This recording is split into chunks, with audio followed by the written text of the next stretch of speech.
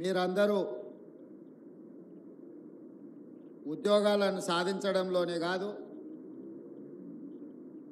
దశాబ్దాలుగా తెలంగాణ ప్రజల ఆకాంక్ష అయిన ప్రత్యేక తెలంగాణ రాష్ట్ర సాధనలో కూడా మీ అందరి భాగస్వామ్యం ఉండడం వల్ల తెలంగాణ రాష్ట్రం ఏర్పడి 10 సంవత్సరాలు పూర్తి చేసుకొని 11వ సంవత్సరంలో ఈరోజు మనం కొనసాగుతున్నాం. ముఖ్యంగా మీకందరికీ నేను చెప్పవలసిన అవసరం లేదు. ఐఐటి, ఎన్ఐటి నుంచి వచ్చిన ఇంజనీరింగ్ గ్రాడ్యుయేట్స్ తెలంగాణ యొక్క భౌగోళిక స్వరూపం, తెలంగాణ ప్రాంత ప్రజలు ముఖ్యంగా గ్రామీణ ప్రాంతాలలో ఉన్న తెలంగాణ ప్రజలు ఏమి కోరుకున్నారు, ఏ అంశాల విషయంలో తెలంగాణ ప్రజలు నిర్లక్ష్యానికి లోనైనరో ఆ అంశాల ప్రాతిపదికన తెలంగాణ ఉద్యమం నిర్మాణం జరిగింది. ముఖ్యంగా తెలంగాణ రాష్ట్ర సాధనలో కీలకమైన అంశము నీళ్లు. ఆ నీళ్ళకే ఈరోజు మీరు ప్రతినిధులు.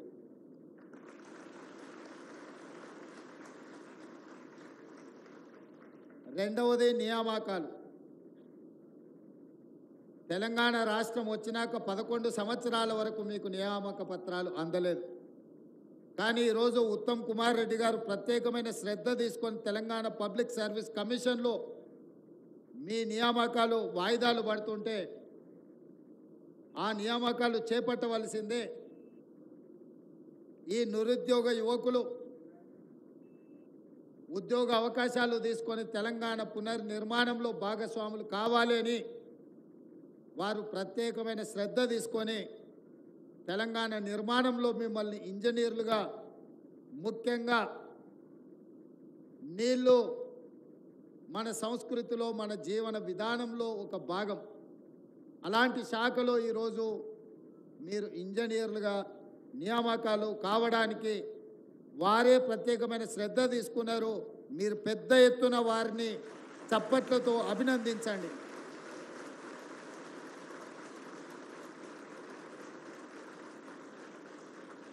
ముఖ్యమంత్రిగా మా మంత్రులు తీసుకొచ్చిన ప్రతిపాదనలని ఆమోదించి వాటిని ముందుకు తీసుకెళ్లడమే నా బాధ్యత.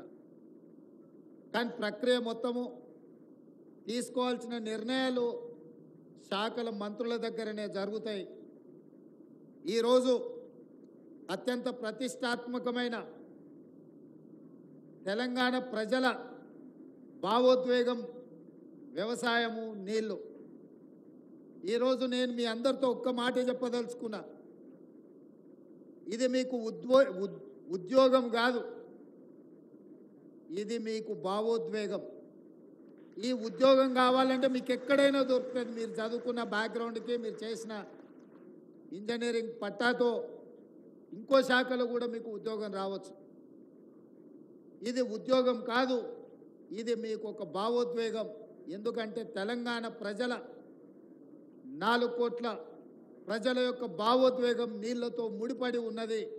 ఆ నీళ్లను ఒడిసిపట్టి తెలంగాణ ప్రజలకు అందించవలసిన బాధ్యత, గురుతరమైన బాధ్యత మీ మీద ఉన్నది. అందుకే ఈ భావోద్వేగాన్ని మీరు మనసు పెట్టి నిర్వర్తించాల్సిన అవసరం ఉన్నది. ఈరోజు అసిస్టెంట్ ఎగ్జిక్యూటివ్ ఇంజనీర్స్గా 687 మంది, అందులో సివిల్ 351, మెకానికల్ 93, ఎలక్ట్రికల్ 149 మంది, అదేవిధంగా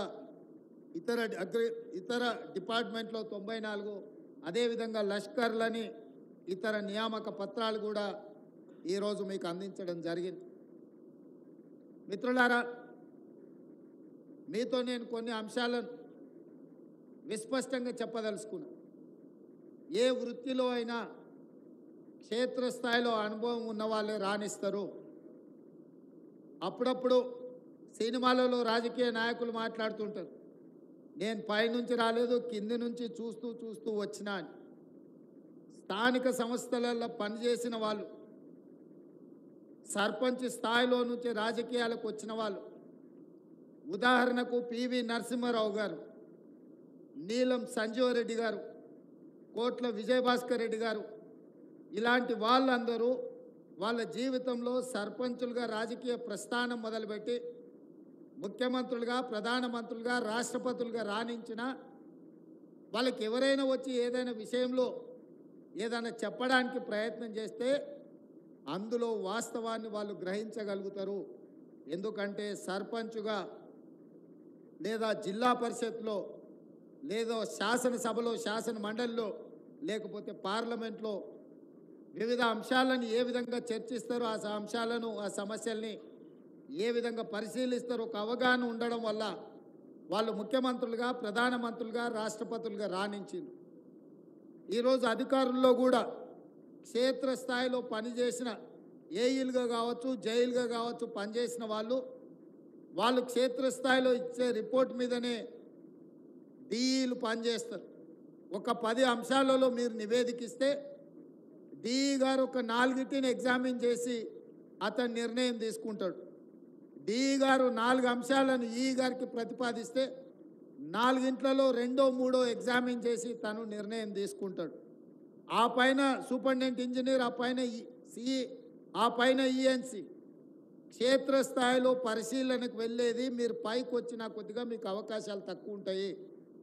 కింద assistant executive engineer or junior engineer ఎవరైతే ప్రతిపాదనలు పంపించిందో ఆ పేపర్ల మీద వచ్చిన ప్రతిపాదనలే ఎగ్జామిన్ చేస్తారు. అందులో ఏదో ఒక అంశం మీదనే ఫీల్డ్ విజిట్కి పోతారు. ఏఈలు, జైలు తెలివి కల్లోలు అయితే క్వాలిటీ ఉన్న వర్క్ ఒక్క దగ్గరికి తీసుకెళ్ళి చూపించి అన్ని ఇట్లనే ఉన్నాయని చెప్తే నిజమే అనుకొని సంతకాలు పెడుతుంటారు. ఆ తర్వాత తప్పని తేలినప్పుడు తప్పించుకోవడానికి ఉండదు. అయితే గతంలో కాంట్రాక్టర్లు కానీ, ఇంజనీర్లు కానీ ఉదయం 5 గంటలకు లేచి బూట్లు తొడుక్కొని ఫీల్డ్ మీద క్షేత్రస్థాయిలో పనుల పరిశీలనకు వెళ్ళేది. గ్రౌండ్ రిపోర్టును వాళ్ళు సొంతంగా చూసేటోళ్ళు, గ్రౌండ్ రిపోర్టును చూసి వాళ్ళు రిమార్క్స్ రాసేటోళ్ళు, ఆ రిమార్క్స్ మీద పైన అధికారులు నిర్ణయం తీసుకున్నా తిరిగి ఆ అధికారులు ఒకవేళ ఇన్స్పెక్షన్స్కి వచ్చినా పెద్ద వ్యత్యాసం ఉండేది కాదు. కానీ ఈ మధ్య కొంతకాలం నుంచి నేను పర్సనల్గా, ఎందుకంటే నేను కూడా పాలిటిక్స్లో కొంచెం కింది నుంచే వచ్చిన, జిల్లా పరిషత్ మెంబర్గా పనిచేసిన, నేను ఎమ్మెల్సీగా పనిచేసిన, ఎమ్మెల్యేగా పనిచేసిన, ఎంపీగా పనిచేసిన, ఈరోజు ముఖ్యమంత్రిగా మీ అందరి మద్దతుతోని బాధ్యతలు నిర్వర్తిస్తున్నాను. కానీ ఎవరైనా నా దగ్గరకు వచ్చి ఏదైనా విషయం, అది అధికారి కావచ్చు, రాజకీయ నాయకుడు కావచ్చు, ప్రజాప్రతినిధి కావచ్చు, ఏదైనా అంశాలను ప్రస్తావించినప్పుడు నేను అంచనా వేయగలుగుతా వీళ్ళు గ్రౌండ్ రియాలిటీతో ఎంత కనెక్ట్ అయి ఉన్నారు, లేకపోతే వీళ్ళు ఎవరో ఇచ్చిన సమాచారం మీద ఆధారపడి నాకేం చెప్తున్నారని నేను కొంచెం అసెస్ చేసుకోగలుగుతాను.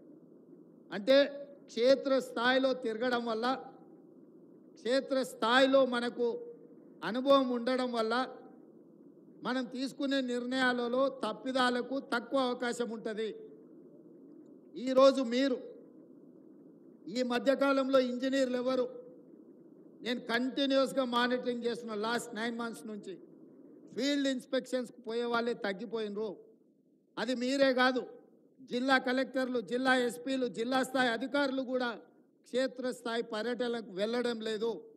నేను ముఖ్యమంత్రి అయిన తర్వాత కలెక్టర్లు అండ్ ఎస్పీల చీఫ్ సెక్రటరీ గారితో కాన్ఫరెన్స్ తీసుకొని వాళ్ళతోని ఒక సమావేశాన్ని ఏర్పాటు చేసి వాళ్ళ సర్వీస్ బుక్లో ఎన్నిసార్లు నెలలో వీళ్ళు క్షేత్రస్థాయిలో పర్యటనలు చేసిండ్రో వాళ్ళ రికార్డులో రాయండి, రేపు వాళ్ళకు ప్రమోషన్లు ఇచ్చేటప్పుడు ఇదే కొలబద్ద అవుద్ది అని చెప్పి నేను ఐఏఎస్, ఐపీఎస్లకే ఆదేశాలు ఇచ్చిన. క్షేత్రస్థాయిలో పరిశీలన లేనప్పుడు, పర్యటనలు లేనప్పుడు మన నిర్ణయాలు తప్పిదాలకు గురి కావడానికి అవకాశం ఉంటుంది. ఏ డిపార్ట్మెంట్లో అయినా ఇనీషియల్గా మనం చేరిన హోదాతోని మనం క్షేత్రస్థాయిలో పని చెయ్యాలి. ఈరోజు హైదరాబాద్లో కానీ తెలంగాణ రాష్ట్రంలో ప్రధానంగా గోదావరి ఒకవైపు, కృష్ణా నది ఇంకొక వైపు, గోదావరి కృష్ణాల మీద నాడు పండిట్ జవహర్లాల్ నెహ్రూ గారు ఎడ్యుకేషన్ అండ్ అగ్రికల్చర్ రెవల్యూషన్ తీసుకురావడంలో భాగంగా మన తెలంగాణ రాష్ట్రంలో ఉన్న నాగార్జున సాగర్, శ్రీశైలం, శ్రీరామ్ సాగర్ ఈ ప్రధానమైన ప్రాజెక్టులు ఈరోజు మనకు లైఫ్ లైన్గా మారిన ప్రాజెక్టులను పండిట్ జవహర్లాల్ నెహ్రూ గారు మొదలుపెట్టిండ్రు.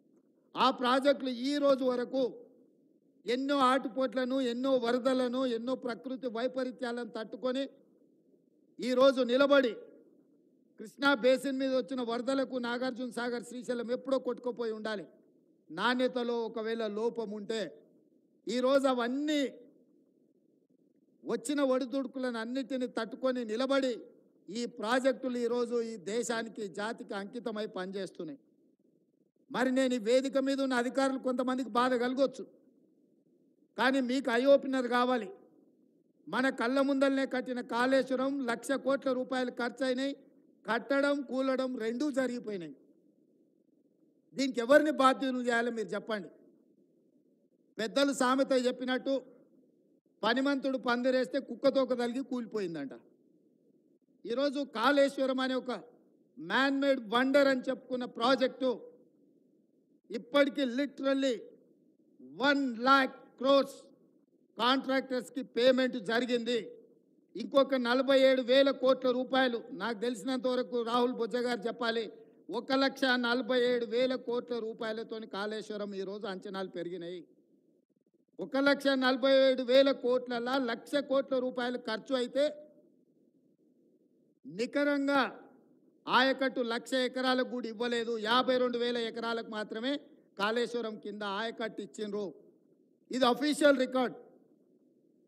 నేను జలసౌదాలో అఫీషియల్గా చీఫ్ మినిస్టర్గా ఆన్ రికార్డ్ నేను మీకు చెప్తున్నా. ఈరోజు మీరు డిపార్ట్మెంట్లో చేరబోతున్న ఇంజనీర్లుగా ఎందుకు ఈ తప్పిదం జరిగింది? 1,00,000 కోట్ల రూపాయలు ఖర్చు అయిన కాళేశ్వరం కట్టడం, కూలడం పూర్తి కాకముందే జరిగితే ఈ లోపం ప్రజాప్రతినిధులలో ఉందా?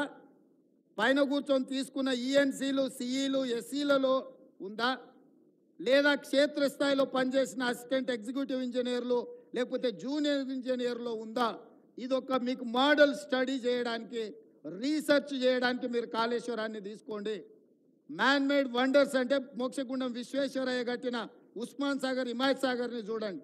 1908 హైదరాబాద్ మీద ఫ్లడ్స్ వచ్చి వేలాది మంది చనిపోయినప్పుడు నిజాం గ్లోబల్ టెండర్ పిలిచి ఇక్కడ ఉన్న ఈ వరదల్ని అరికట్టడానికి, హైదరాబాదు నగరాన్ని రక్షించడానికి ఒక గ్రేట్ భారతరత్న ఇంజనీర్ని అపాయింట్ చేస్తే అతను నిర్మించిన Osman Sagar, Himayat Sagar more than 100 years ఈరోజు ఉండి ఈరోజు హైదరాబాదు నగరానికి తాగడానికి నీళ్ళు అందిస్తుందంటే మోక్షగుండం విశ్వేశ్వరయ్య మీకు ఆదర్శం కావాలన్నా? 1,00,000 కోట్ల రూపాయలు ఖర్చు పెట్టి కట్టడం, కూలడం జరిగిన కాళేశ్వరం ఇంజనీర్లు మీకు ఆదర్శంగా ఉండాలన్నా? యాజ్ ఏ ఇంజనీర్స్గా ఈరోజు మొదటి రోజు ప్రభుత్వ ఉద్యోగంలో చేరుతున్న మీరు ఆలోచన చేయండి. ఇది నిజంగా అంటే ఎవరిని ఏమనాలో తెలియని పరిస్థితి. ఏమని అనాలన్నా more than 50% department they worked in Kaleshwaram. వాళ్ళందరి మీద చర్యలు తీసుకుంటే అసలు డిపార్ట్మెంటే ఉండదు, రద్దు చేయాల్సిన పరిస్థితి ఉంది. చర్యలు తీసుకోకపోతే అందులో ఉన్న వాళ్ళనే మీరు కొనసాగిస్తున్నారని మేము ఆరోపణలు ఎదుర్కోవాల్సిన పరిస్థితి. దీన్ని ఏ రకంగా విశ్లేషించాలనో ఎవ్రీడే కమిషన్ ముందుకెళ్ళి సేమ్ గతంలో పనిచేసే ఇంజనీర్లే కమిషన్ చైర్మన్ ముందుకు వెళ్తున్నారు. అద్భుతమని ఆయనకు చెప్పడానికి ప్రయత్నం చేస్తున్నారు. ఆయన అడిగేదానికి వీళ్ళ దగ్గర సమాధానం లేదు. ఎవరిని ఎవరు ప్రొటెక్ట్ చేయాలనో ఎవరికి తెలియకుండా పోయింది. అంటే ఈ కారణాలు క్షేత్రస్థాయిలో పనిచేసిన ఇంజనీర్లు గతంలో ఏదైనా ఇంజనీరింగ్ మిస్టేక్ లేకపోతే సిడిఓలో అప్రూవల్ లేకపోతే క్షేత్రస్థాయిలో ఉన్న ఇంజనీర్లు రెఫ్యూజ్ చేసేటోళ్ళు, రిమార్క్స్ రాసేటోళ్ళు, తిరిగి మళ్ళీ మాకు ప్రాపర్ డైరెక్షన్ కావాలి అని అడిగేటోళ్ళు. డి చెప్పినాను ఏఈ, ఈ చెప్పినాను డి, ఎస్ఈ చెప్పినాను ఈ, సిఈ చెప్పినాని ఎస్సీ, ఈఎన్సీ చెప్పినాని సి, ఇరిగేషన్ సెక్రటరీ చెప్పినాను ఈఎన్సీ, సంబంధిత శాఖ మంత్రి చెప్పినాని సెక్రటరీ, ముఖ్యమంత్రి చెప్పిండని సంబంధిత శాఖ మంత్రి. అల్టిమేట్గా పొలిటికల్ ఎగ్జిక్యూటివ్ తీసుకునే రాంగ్ డెసిషన్స్ ఏఈ వరకు చేరి క్షేత్రస్థాయిలో అమలు చేయాల్సింది ఏఈలే. కానీ మీరు అక్కడ కూర్చున్నప్పుడు మీకున్న ఎక్స్పీరియన్స్ను, మీకున్న ఎడ్యుకేషన్ను, మీకున్న క్వాలిటీని పేపర్ మీద పెట్టి వెనక్కి కొట్టినరు అనుకో, ఇట్లాంటి పరిస్థితులు ఉత్పన్నం కావు. ఈరోజు ఏ దేశమైనా ఏ దేశంలో అయినా ఒక గొప్పతనాన్ని చూపించాలంటే ఆ దేశంలో కట్టిన స్ట్రక్చర్నే చూపిస్తాం. న్యూయార్క్లో మనం స్టాచ్యూ ఆఫ్ లిబర్టీని చూపించాలంటే ఎస్, ఆ స్టాచ్యూ ఆఫ్ లిబర్టీని ఒక ఇంజనీర్ కట్టింది, ఈఫిల్ టవర్ ఒక ఇంజనీర్ కట్టింది. ఇవాళ ఇండియాలో ఉన్న మ్యాన్మేడ్ వండర్స్ బాక్రానంగల్ నుంచి నాగార్జున సాగర్ వరకు, శ్రీశైలం నుంచి శ్రీరామ్ సాగర్ వరకు ఇంజనీర్స్ కట్టినటివే కదా. Engineers can create a new world. ఇంజనీర్స్కు ఉన్న శక్తి అట్లాంటిది. ఆ ఇంజనీర్లు ఈరోజు తెలంగాణ రాష్ట్రంలో మీరు భాగస్వాములు అవుతున్నారు, మీరు క్షేత్రస్థాయికి వెళ్తున్నారు. ఈ తెలంగాణకు నీళ్ళు అనేది ఒక భావోద్వేగం. మీకు వచ్చే ఉద్యోగము తెలంగాణ భావోద్వేగానికి ముడిపడి ఉన్నది. మీరందరూ ఈ తెలంగాణ రాష్ట్ర నిర్మాణంలో, ఉమ్మడి రాష్ట్రంలో అన్యాయం జరిగింది ప్రాజెక్టుల నిర్మాణంలో. అంటే 10 సంవత్సరాల ఉమ్మడి రాష్ట్రంలో మొదలుపెట్టిన ప్రాణహిత చేవెళ్ళ పూర్తి కాలేదు, పాలమూరు రంగారెడ్డి ఎత్తిపోతలు పూర్తి కాలేదు, ఎస్ఎల్బీసీ పూర్తి కాలేదు, కల్వకుర్తి పూర్తి కాలేదు, భీమా నెట్టంపాడు పూర్తి కాలేదు. దేవాదుల ఈరోజు ఎక్కడున్నదో మీకు తెలుసు, సీతమ్మ సాగరు, ఇందిరా సాగరు, ఏది తీసుకున్న ప్రాజెక్టులు పూర్తి కాకపోవడానికి 10 సంవత్సరాల కారణం ఏంది? ఎందుకు ఇవన్నీ పూర్తి కాకుండా తెలంగాణ రాష్ట్రం వచ్చినా దాదాపుగా నాకు తెలిసి 1,90,000 కోట్ల బిల్లులు పే చేసారు అనుకుంటే ఇరిగేషన్లో. Almost we have spent 2 lakh crores. 2 లక్షల కోట్లు సాగునీటి పారుదల మీద ఖర్చు పెట్టినా మనం ప్రాజెక్టులను పూర్తి చేసుకోలేకపోయినాం తెలంగాణ రాష్ట్రం వచ్చిన 10 సంవత్సరాలలో. దీనికి కారణం ఎవరు అని ఒకరి మీద ఒకరు ఆరోపణలు చేసుకునే కంటే భవిష్యత్తులో మనం అలాంటి తప్పు చేయకూడదు. ఎలాంటి తప్పు చేయకూడదో గత 10 సంవత్సరాలలో మన కళ్ళ ముందల ప్రత్యక్ష సాక్షిగా కాళేశ్వరం లాంటి ప్రాజెక్టులు మన కళ్ళ ముందు ఉన్నాయి. అందుకే యువ మిత్రులారా, ఈ తెలంగాణ రాష్ట్రం మనది. ఈ రాష్ట్రాన్ని నిర్మించుకునే బాధ్యత మనది. ఈ దేశానికి, ప్రపంచానికి మన రాష్ట్రం ఆదర్శంగా నిలబెట్టాల్సింది మనమే. మీరు, నేను, మనము కలిస్తేనే ఈ తెలంగాణ రాష్ట్రాన్ని నిర్మించుకుంటాం. ఈ తెలంగాణ రాష్ట్ర నిర్మాణంలో నీళ్ళది అత్యంత ప్రత్యేకమైన పాత్ర. సాగునీటి పారుదల శాఖ ఈరోజు ఆ గొప్ప యజ్ఞాన్ని మీరు ముందుకు తీసుకెళ్తున్నారు. తెలంగాణ రాష్ట్రంలో ఉన్న పెండింగ్ ప్రాజెక్టులను ఏ విధంగా పూర్తి చేయాలనో మీరు క్షేత్రస్థాయికి వెళ్ళండి. పెద్దలు ఉత్తమ్ కుమార్ రెడ్డి గారు చెప్పినట్టు సంపూర్ణంగా వారి సూచనను రాష్ట్ర ప్రభుత్వం పాటిస్తుంది. మీరందరూ క్షేత్రస్థాయిలో పని చేయాల్సిందే. ఎవరైనా ఏదైనా రికమెండేషన్స్, ఆబ్లిగేషన్స్ తీసుకొస్తే వాళ్ళని ఇంకా దూరంగా అడవిలో పోస్టింగ్ వేయండి అన్న. ఎవరైనా కాగితం పట్టుకొని వచ్చిండ్రంటే, ఎవరైతే కాగితం పట్టుకొని వచ్చి ఇక్కడ కాదు అక్కడ కొంచెం అర్బన్కి, టౌన్కు దగ్గరగా ఉంది అని పొలిటికల్ ఆబ్లిగేషన్స్ కానీ, రిలేటివ్స్ ఆబ్లిగేషన్స్ కానీ, పర్సనల్ ఆబ్లిగేషన్స్ తెలిస్తే నేను స్పష్టంగా ఇరిగేషన్ సెక్రటరీ గారికి నేను ఇన్స్ట్రక్షన్స్ ఇస్తున్నా.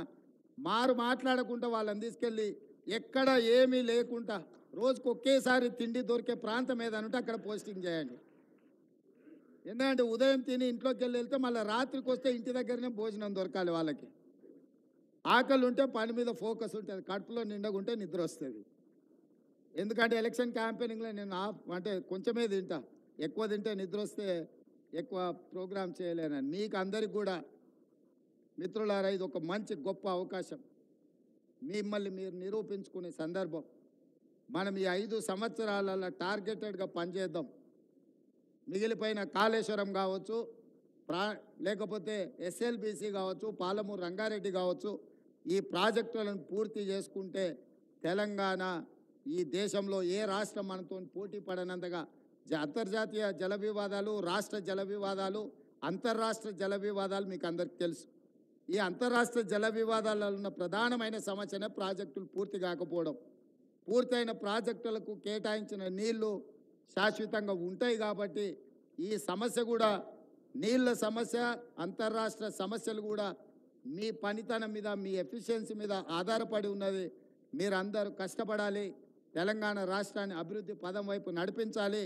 మీకు ఏదైనా క్షేత్రస్థాయిలో సమస్యలు వస్తే నేను సిద్ధంగా ఉన్న వినడానికి. మీరు పనిచేసే క్రమంలో సమస్యలు వస్తే చెప్పండి, 100% నేను జవాబుదారీ ఆ సమస్యలను పరిష్కరించడానికి. పని చేయకుండా బదిలీ చేయాలనే దానికి మాత్రం నేను జవాబుదారీ కాదు. మీ ప్రాక్టికల్గా మీకు ఏ సమస్య వచ్చినా పరిష్కరించడానికి మీ అన్నగా ఈ రాష్ట్ర ముఖ్యమంత్రిగా నేనున్నా, ఎప్పుడైనా రావచ్చు, కలవచ్చు, మీ సమస్యలు చెప్పుకోవచ్చు. మీరు క్షేత్రస్థాయిలో పనిచేయండి, తెలంగాణ పునర్నిర్మాణంలో భాగస్వాములు కాండి అని తెలియజేస్తూ మరొక్కసారి మిమ్మల్ని అందరినీ, మీ కుటుంబ సభ్యులను అందరినీ ఇవాళ ఈ యంగ్ ఇంజనీర్స్ కళ్ళల్లో ఆనందం చూస్తుంటే నాకు 100% విశ్వాసం కలిగింది. తెలంగాణ నిర్మాణంలో మీరు భాగస్వాములు అవుతారు. మీతో ఇంకొక మాట కూడా నేను చెప్పదలుచుకున్నా. ప్రభుత్వం వచ్చిన 90 రోజుల్లో 30,000 ఉద్యోగ నియామకాలు ఎల్బీ స్టేడియంలో ఎక్కడ మేము ప్రమాణ స్వీకారం చేసినామో అక్కడనే నియామకాలు చేపట్టినాం. మిమ్మల్ని కూడా అక్కడే అంటే ఉత్తమ్ కుమార్ రెడ్డి గారు అన్నారు, లేదు జలసౌధకు రాండి, మా సాగునీటి పారుదల కార్యాలయానికి వస్తే మా వాళ్ళందరినీ ఇన్స్పైర్ చేసినట్టు ఉంటుంది. మా హెడ్ ఆఫ్ ద డిపార్ట్మెంట్లో వాళ్ళకు